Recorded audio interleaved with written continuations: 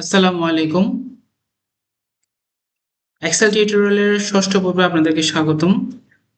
আমরা ধারাবাহিকভাবে আমাদের ফ্রি ক্লাসগুলো দিয়ে দিয়ে আসছি আপনাদের জন্য। আমাদের প্রিভিয়াস সেশনগুলোতে আমরা এক্সেলের হোম ট্যাব নিয়ে আলোচনা করেছিলাম। হোম ট্যাবের প্রত্যেকটা পার্ট নিয়ে আলোচনা করেছিলাম। যারা আজকে নতুন তারা অবশ্যই প্রিভিয়াস পার্টটা দেখে আসার অনুরোধ রইল।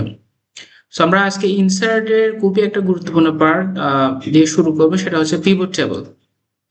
সো পিভট টেবল জিনিসটা কি আগে আমাদের জানতে হবে। এটা যাদের জন্য নতুন তারা হয়তো বিষয়টা জানেন না, বাট যারা অফিসে কাজ করে বা এক্সেল নিয়ে কাজ করে তারা জানে আসলে ডেটা অ্যানালাইসিস বা ডেটা বিশ্লেষণ করা, ফিল্টারিং করা বা সামারাইজিং করা, প্রত্যেকটা বিষয়ের ক্ষেত্রে এই পিভট টেবলটা খুবই গুরুত্বপূর্ণ। আসেন আমরা কিছুটা এটার ব্যাখ্যা দিই বা এটার সম্বন্ধে জানি। পিভট টেবল হলো কি মাইক্রোসফট এক্সেলের একটি শক্তিশালী ডেটা অ্যানালাইসিস টুল, যা অনেক বড় ডেটা থেকে খুব দ্রুত সামারি রিপোর্ট তৈরি করতে সাহায্য করে। এটি ডেটাকে বিভিন্নভাবে সাজানো, বিশ্লেষণ, ফিল্টারিং করা বা সামারাইজিং করার জন্য সুযোগ দেয়। ধরুন আমি এখানে লিখেছি যে ধরুন আপনার 10,000টা সেলস রেকর্ড আছে। আপনি 1 বছরের সেলস রেকর্ড নিলেন, 10,000 সেলস রেকর্ড আছে। সেখান থেকে আপনি জানতে চাচ্ছেন যে ঢাকা অঞ্চলের মোট কত বিক্রি হয়েছে। একটা ক্লিকের মাধ্যমে আপনি এই রিপোর্টটা তৈরি করলে আপনি একটা ক্লিকের মাধ্যমে জানতে পারবেন সেটাও। বা ধরেন কোন প্রোডাক্ট সবচেয়ে বেশি বিক্রি হয়েছে, আপনার 5টা প্রোডাক্ট আছে, বা কোন প্রোডাক্ট আপনি খুব বেশি পরিমাণে সেল হয়েছে, বা কোন সেলস পারসন আমার সবচেয়ে বেশি সেলস করেছে। এগুলোই এইসব তথ্য মানে আপনার সেকেন্ডের মধ্যে, মিনিটের মধ্যে পিভট টেবিলের মাধ্যমে আপনি বের করতে পারবেন। কেন পিভট টেবিল ব্যবহার করা হয় এটার একটা ব্যাখ্যা দিলাম। পিভট টেবিল ব্যবহারের প্রধান কারণগুলো কি কি? বড় ডেটা দ্রুত বিশ্লেষণ করা যায়, কোনো ফর্মুলা ছাড়াই সামারি রিপোর্ট তৈরি করে। আমরা নর্মালি যে কাজগুলো করি ফর্মুলা ইউজ করে করে আমরা আমাদের ডেটাগুলো সাজাই, কিন্তু এই পিভট টেবিল ইউজ করলে আপনি কোনো ফর্মুলা ছাড়াই সামারি রিপোর্টটা দেখতে পাবেন। এখানে total, count, average, maximum, minimum এগুলো ইজিলি বের করতে পারবেন। রিজন ওয়াইজ, প্রোডাক্ট বা ডিপার্টমেন্ট ওয়াইজ আপনি রিপোর্ট বের করতে পারেন। ডেটা ফিল্টারিং করা বা শর্টিং করা, অথবা স্লাইসার বা টাইমলাইন ব্যবহার করেও ইন্টারেক্টিভ রিপোর্ট তৈরি করতে পারবেন। কিছু এক্সাম্পল আপনি এখানে আমরা করে দেখাবো এগুলো। আমরা ধরেন একটা সেলস ডেটা নিব, র সেলস ডেটা থেকে আমরা রিজন ওয়াইজ সেলস দেখাবো, প্রোডাক্টস ওয়াইজ সেলস দেখাবো। আসি নেক্সট হচ্ছে আমার এখানে কোথায় পিভট টেবিল ব্যবহার করা হয়। কোথায় পিভট টেবিল ব্যবহার করে? যারা সেলস ডিপার্টমেন্টে ম্যানেজমেন্ট পোর্শনে কাজ করে বা ভবিষ্যতে কাজ করতে চান তাদের জন্য এটা ইম্পর্টেন্ট। তখন আপনি ইজিলি ভাবে region wise sales, product wise sales, sales person, monthly sales এভাবে বের করতে পারেন। যারা এইচআর ডিপার্টমেন্টে কাজ করে তাদের জন্য এটা ইম্পর্টেন্ট। তারা তো এমপ্লয়ি নিয়ে কাজ করে, বিশেষ করে যারা গার্মেন্টস ইন্ডাস্ট্রিতে কাজ করে তাদের তো হিউজ পরিমাণ 20,000, 50,000, 70,000 এমপ্লয়ি থাকে। এই এতগুলো এমপ্লয়ি নিয়ে কাজ করতে গেলেও তখন ইজিলি ডেটা অ্যানালাইসিসের জন্য অনেকেই এই পিভট টেবিলটাকে সহজ পদ্ধতি হিসেবে গ্রহণ করে। এক্ষেত্রে আমরা ডিপার্টমেন্ট ওয়াইজ এমপ্লয়ি কাউন্ট করতে পারি, জেন্ডার ওয়াইজ কাউন্ট করতে পারি, বা স্যালারি অ্যানালাইসিস করতে পারি, অ্যাটেন্ডেন্স সামারি করতে পারি, অথবা আমরা যারা ইনভেন্টরি ডিপার্টমেন্টে কাজ করে তারা প্রোডাক্টের স্টক সামারি তৈরি করতে পারে, ক্যাটাগরি ওয়াইজ স্টক, তারপরে সাপ্লায়ার ওয়াইজ পারচেজ, লো স্টক রিপোর্ট, এই বিষয়গুলো কাজে লাগে। যারা ফাইন্যান্সে কাজ করে তাদের ক্ষেত্রেও তারা monthly expense summary, income base expense analysis, budget report, cost analysis, profit analysis, এই বিষয়গুলোতে পিভট টেবিলের প্রয়োজন হয়। এই হচ্ছে পিভট টেবিল। আমরা যা সারসংক্ষেপে আপনাদেরকে এটা বিবরণ দিলাম। আমরা আসি আমাদের একটা সেলস ডাটা, আমরা একটা সেলস ডাটা নিলাম। ধরেন এখানে খুব বেশি নেইনি, আমরা প্রায় 200, 100 প্লাস 200 একটা আমাদের সেলস ডাটা আছে। তো এই ডাটা নিয়ে আমরা পিভট টেবিলের সাহায্য নিয়ে এখান থেকে আমরা কিছু এক্সাম্পল দেখাবো। আমরা এখানে আমার হেডারে কি আছে, date, region, sales person, product, category, quantity, এই বিষয়গুলো আছে। আসি আমরা শুরু করি। প্রথমে আমরা যখন পিভট টেবিলটা শুরু করব তখন আমরা এখানে যেকোনো একটা জায়গায় টেবিলের মধ্যে যেকোনো একটা জায়গায় কার্সরটা রাখবো, রেখে আমরা পিভট টেবিলে যাব, গিয়ে ফ্রম টেবিল রেঞ্জ এখান থেকে দিব। এখানে কিছু অপশন দেখা যাচ্ছে, যেমন সিলেক্ট টেবিল রেঞ্জ। আমি যখন এটা দিলাম আমার অটোমেটিক আমার এই টেবিলটা দেখা যাচ্ছে অটোমেটিক সিলেক্ট হয়ে গিয়েছে। টেবিলটা আমার অটোমেটিক সিলেক্ট হয়ে গেছে। এই যে আমার দেখাচ্ছে এখানে টেবিলটা সিলেক্ট হয়ে গেছে পুরো টেবিলটা। কিন্তু আমি যদি চাই এক্সিস্টিং ওয়ার্কশিট মানে অন্য একটা ওয়ার্কশিট থেকে আমার ডেটা নিয়ে আসবে, তাও এখানে এক্সিস্টিং ওয়ার্কশিট দিলে সেটা চলে আসবে। তো আমাদের ডেটা যেহেতু আমরা নিয়ে আসছি, আপনারা এই ডেটাটা আমি আমার ডেসক্রিপশনে শেয়ার করে দিব, ডেসক্রিপশন থেকে নিয়ে কাজ করতে পারেন। সো এই ডেটাটা আমরা এখান থেকে ওকে দিলাম। যখনই আমি ওকে দিলাম দেখেন আমার আরেকটা শিট ক্রিয়েট হলো, এই যে পিভট টেবল নামে একটা শিট ক্রিয়েট হলো এখানে, এবং ডান পাশে আরেকটা সাইট রেডি হলো, সেটা পিভট টেবল ফিল্ড, এর নাম হচ্ছে pivot table field. Pivot table ফিল্ডে কিছু ফিল্টারিং করার অপশন দেখা যাচ্ছে। তো দেখেন সেলস ডেটা ছিল এখানে, এখান থেকে আমার একটা পিভট টেবলের অপশন ক্রিয়েট হলো। এখন আমরা কি কি কাজ করব সেটা দেখি। প্রথমেই যেহেতু আমরা এখানে বর্ণনা দিলাম, আমি এখানে লিস্ট করেছি আমরা কি কি কাজ করে আজকে দেখাবো আপনাদের। প্রথমে আমরা একটু উপরের দিকে যাই, প্রথমে আমরা দেখাবো রিজন ওয়াইজ সেলস কিভাবে বের করা যায়। যেহেতু আমাদের একটা সেলস এর ডেটা ছিল, সেলস পারসন আছে, রিজন আছে, প্রোডাক্ট আছে, ক্যাটাগরি, কোয়ান্টিটি ভাবে আছে। তো আমরা দেখবো যে রিজন ওয়াইজ সেলস। তো রিজন ওয়াইজ সেলস তো বুঝেন, ধরেন আপনাকে 6টা জোন নিয়ে বা রিজন নিয়ে কাজ করতে দিয়েছে, সেই রিজনের সেলস ডেটা আপনি কিভাবে বের করবেন। তো সেলস ডেটায় আসি, সরি আমরা পিভট টেবিলে আসি। পিভট টেবিলে এসে আমরা এখানে আমাদের 4টা অপশন দেখা যাচ্ছে, একটা হচ্ছে ফিল্টার, একটা হচ্ছে কলাম, একটা হচ্ছে রো, একটা হচ্ছে ভ্যালু। আপনি টেবিলটাকে কিভাবে সাজাবেন সেটা আপনার উপর ডিপেন্ড করবে। আপনি যদি কলাম ওয়াইজ কলাম ওয়াইজ যদি টেবিলটা ক্রিয়েট করতে চান তাহলে কলাম ওয়াইজ ক্রিয়েট হবে, আর যদি চান রো ওয়াইজ ক্রিয়েট করার রো ওয়াইজ। আমি একটু দেখাই আপনাদের। প্রথমে যেহেতু আমি রিজন ওয়াইজ করছি, আমি রিজনটাকে আমি কলামে সিলেক্ট করলাম, তাহলে এইভাবে কলাম এইভাবে দেখাইতেছে।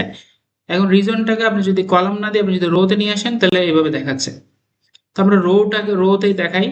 তো রিজন ওয়াইজ সেলস কত, আচ্ছা সেলস কত তার আগে আমি দেখাই আমার, তাহলে আমার এই যে রিজনগুলো চলে আসছে চট্টগ্রাম, ঢাকা, আপনি চাইলে এখান থেকে ফিল্টার করতে পারবেন ইজিলি। সো রিজনে আমার চট্টগ্রামে, ঢাকা, খুলনা এগুলো চলে আসছে। ওকে, এখান থেকে আমরা আবার আমরা দিতে পারি হচ্ছে প্রোডাক্ট দিয়ে দিলাম, এই যে প্রোডাক্টটা চলে আসছে, তাহলে আমার রিজন ওয়াইজ প্রোডাক্টগুলো চলে আসছে। চট্টগ্রামে কি কি প্রোডাক্ট আছে, কি কি প্রোডাক্ট সেলস হচ্ছে, কিবোর্ড, ল্যাপটপ, মনিটর। আচ্ছা এখান থেকে আমরা আবার দিব আমার ইউনিট বা কোয়ান্টিটি, সরি। তো কোয়ান্টিটি কোথায় দিব, ভ্যালুতে দিব, এই কোয়ান্টিটির ভ্যালুতে চলে আসছে। দেখেন অটোমেটিক একটা ডাইনামিক একটা টেবিলের রিপোর্ট তৈরি হচ্ছে। আমাদের কোনো সাম করা লাগতেছে না, কোনো অ্যাভারেজ কিছুই করা লাগতেছে না, জাস্ট আমি এখান থেকে এক ক্লিকের মাধ্যমে আমি এত 200, এখানে প্রায় 200 প্লাস ডেটা আছে, এখান থেকে আমার ওভারঅল ডাটাকে সে শর্ট ইন করে আমাকে দেখাচ্ছে যে চট্টগ্রাম রিজিয়নে কি কি, কিবোর্ড কত সেলস, কয়টা সেলস হয়েছে, ল্যাপটপ কয়টা সেলস হয়েছে, মনিটর কয়টা সেলস হয়েছে। সেখান থেকে আমি আবার দিব আমার এখানে লাস্ট অপশন হচ্ছে সেলস ভ্যালু, আমরা সেলসের ভ্যালুটা এখানে ভ্যালুতে নিয়ে আসি। এবার খুব ইজিলি দেখেন, তাহলে চট্টগ্রামের মধ্যে কিবোর্ড 93টা সেলস হয়েছে, যার ভ্যালু হচ্ছে 1,39,000।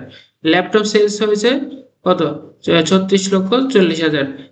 তো এই ডেটা দেখেন, এই ডেটা যদি আমি নর্মালি অ্যাজ ইউজুয়াল যদি করতে চাই আমার ডেটা থেকে, তখন আমার কিন্তু অনেক ফিল্টারিং করা লাগবে। ধরেন আমি চট্টগ্রাম জোনেরটা দেখতে চাচ্ছি, ধরেন চট্টগ্রাম জোনে গেলাম আমি, তখন এটাকে ফিল্টার করা লাগবে। এখানে তখন আমি ফিল্টার করলাম, তখন আমি এখান থেকে চট্টগ্রামে যাই, এই যে আমার এখান থেকে ফিল্টার উঠাই দিয়ে চট্টগ্রামে গেলাম, চট্টগ্রামটা ফিল্টার করলাম।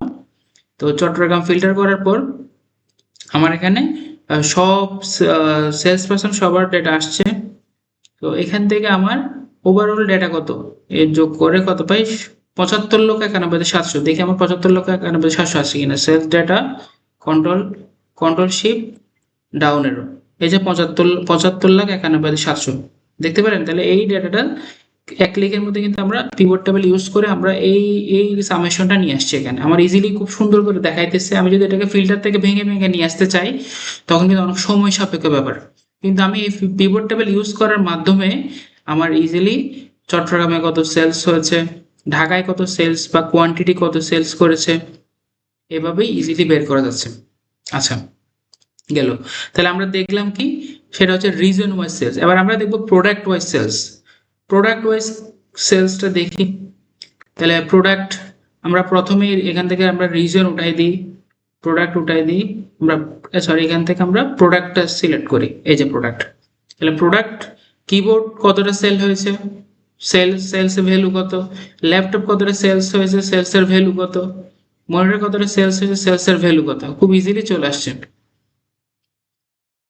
সো এই প্রোডাক্ট ওয়াইজ আমরা চাইলে এখানে আরো কিছু অ্যাড করতে পারি, যেমন প্রোডাক্টের সাথে আমরা ক্যাটাগরি অ্যাড করতে পারি। এই যে কোন কোন ক্যাটাগরি, অর্থাৎ কিবোর্ড, অ্যাক্সেসরিজ, মাউসের ক্ষেত্রে কেমন সেলস, আমরা ক্যাটাগরি উঠে দিই। এভাবেই সুন্দর দেখতে প্রোডাক্ট ওয়াইজ আমার সেলস রিপোর্ট। আচ্ছা, দেন এরপর আমরা যাই হচ্ছে আমার sales person wise sales person. আমি যদি বলি অমুক সেলসম্যান কত সেলস করেছে, তাহলে আমরা এখান থেকে প্রোডাক্টটা উঠাই দিই, আমরা সেলস পার্সনকে সিলেক্ট করলাম। এই যে সেলস পার্সন খুব সুন্দরভাবে চলে আসলো। হাসান কত সেলস করেছে, জান্নাত কত সেলস, জান্নাত, এই জান্নাতের কোয়ান্টিটি কত, সে কত সেলস করেছে। করিম কত সেলস করেছে, করিমের কোয়ান্টিটি কত। নুসরাত কেমন সেলস করেছে। এখানে চাইলে আমি আরো কিছু অ্যাড করতে পারি, যেমন আমি এখানে প্রোডাক্ট অ্যাড করে দিলাম। এই যে খুব সুন্দরভাবে এখন হাসান হাসান এই এই ইয়ার ধরে সে কিবোর্ড কতটা সেলস করেছে, তার ভ্যালু কত, ল্যাপটপ এখন ভেঙে ভেঙে কোন প্রোডাক্ট কত সে সেলস করেছে সেগুলো চলে আসছে। জান্নাতের ডেটা চলে আসছে, করিমের ডেটা চলে আসছে, নুসরাতের ডেটা চলে আসছে। তাহলে পিভট টেবিলটা আসলেই অনেক গুরুত্বপূর্ণ। এমন যদি আপনি 10,000 5,000 ডেটা নিয়েও কাজ করেন, খুব ইজিলি এভাবে টেবিলের সাহায্যে আপনি সোর্স ডেটাগুলো খুঁজে পাবেন। আচ্ছা, এখান থেকে আমরা একটা বিষয় আমরা একটা জায়গা শিখবো, সেটা হচ্ছে আমরা পিভট ডিজাইন পিভট টেবিল অ্যানালাইসে যাই, যেটা আমাদের পিভট টেবিল ক্রিয়েট করার পরে এই নতুন একটা ট্যাব আসছে, সেখান থেকে আমরা যাব ইনসার্ট স্লাইসারে যাই। ইনসার্ট স্লাইসারে আমরা কি দিব, আমরা যেহেতু সেলস পার্সন নিয়ে কাজ করি, আমরা সেলস পার্সনটাকে আমরা এন্টার দিয়ে ওকে দিলাম। দেখেন আমার একটা স্লাইসার চলে আসছে, খুব সুন্দর। স্লাইসার থেকে এখন আমি খুব ডাইনামিক ভাবে দেখবো যে আমি যদি এখন আমি দেখতে চাচ্ছি হাসানের রিপোর্ট, বা এখানে অনেক ডেটা, সাপোজ ধরেন এখানে আমার এখানে তো সেলস পার্সন খুব বেশি না, আমার ডেটা যেহেতু আমি অল্প ডেটা 200 ডেটা নিয়েছি, কিন্তু আমার সেলস পার্সন ধরেন 200 জন আমার সেলস পার্সন আছে, তখন আমি 200 জন সেলস পার্সন থেকে যে এইভাবে স্লাইসার তৈরি করে সেলস পার্সনের স্লাইসার তৈরি করে সেখান থেকে আমি জান্নাতকে খুঁজবো, বা এমপ্লয়ি আইডি দিয়ে খুঁজতে পারি। আইডি যদি স্লাইসার করে আইডি দিয়ে খুঁজতে পারি। আমি জান্নাতের ডেটা দেখবো, জান্নাতে ক্লিক করলাম, এই যে শুধু জান্নাতের ডেটা দেখাচ্ছে। আমি যদি নুসরাতের ডেটা দেখছি, নুসরাতে ক্লিক করলাম, নুসরাতের ডেটা দেখাচ্ছে। হাসানকে ক্লিক করলাম, হাসানের ডেটা দেখাচ্ছে। আর যদি চাই না আমি সবার ডেটা দেখবো একসাথে, এই যে এখন সবার ডেটা দেখাচ্ছে। তাহলে এইভাবেই স্লাইসারের ইউজটা করতে হয়, মানে পিভট টেবিল প্লাস স্লাইসার দুটা ইউজ করলে মানে টেবিলের ডিজাইনটা সুন্দর হয় এবং টেবিল থেকে যে কোনো ডেটা ফাইন্ড করা খুব ইজি হয়। আচ্ছা, এরপর আমাদের পিভট চার্ট, লাস্ট অপশন আমরা দেখাবো হচ্ছে পিভট চার্ট।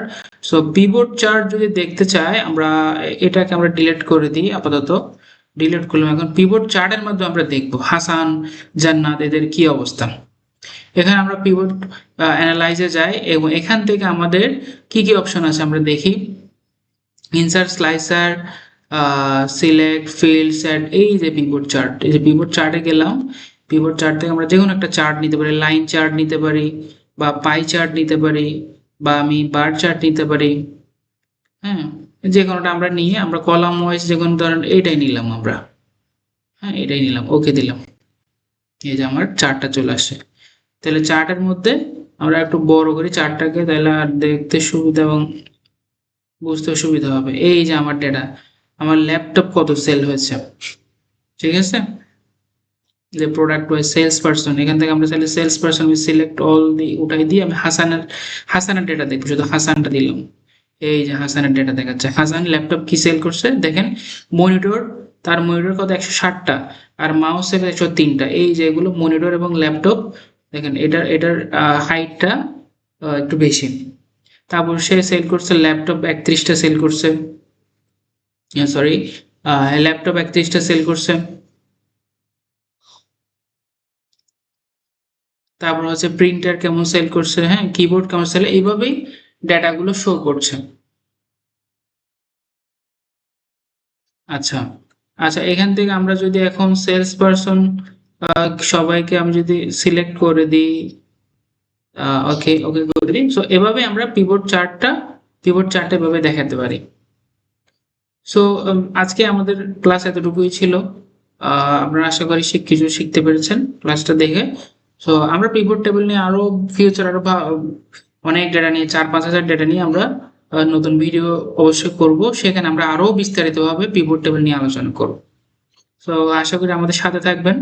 চ্যানেলটি সাবস্ক্রাইব করে দিবেন।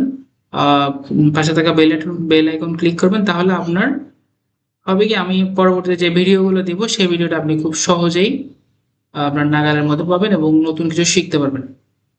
আসসালামু আলাইকুম।